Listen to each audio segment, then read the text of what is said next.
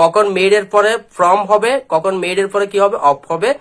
এই নিচের এক্সাম্পল গুলো আপনারা দেখলে সেটা একেবারে আপনাদের কি হয়ে যাবে, পানি পানি পানি পানির মতো কি হয়ে যাবে, একেবারে সহজ হয়ে যাবে। তাহলে চলুন, যেমন দ্য বোতল ইজ মেড ড্যাশ প্লাস্টিক, তাহলে সেক্ষেত্রে কি আমরা ফ্রম বসাবো নাকি অফ বসাবো? এই যে আমাদের মধ্যে শিক্ষার্থীর মধ্যে একটা কনফিউশন থাকে, এই কনফিউশনটা একেবারে পানির মতো একেবারে ক্লিয়ার করে দিব এখন। যেমন আমরা প্লাস্টিক থেকে বোতল তৈরি হয়, প্লাস্টিক থেকে কি হয়, বোতল তৈরি হয়। যদি পূর্বের অবস্থানে যদি আমরা ফিরে যেতে পারি তাহলে সেই ক্ষেত্রে আমরা অফ বসাবো। কি বসাবো, আমরা অফ বসাবো। তাহলে এখানে কি হবে, দ্য বোতল is made of plastic, ring is made dash gold.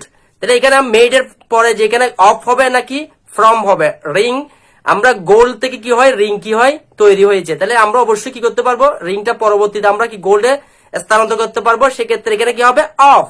Paper is made dash would, গাছ থেকে কি হয়, কাগজ তৈরি হয়। আমরা কি কাগজকে আবার কি গাছে রূপান্তর করতে পারবো? কখনো না। সেক্ষেত্রে আমরা কি হবে, মেড এর পরে ফ্রম হবে।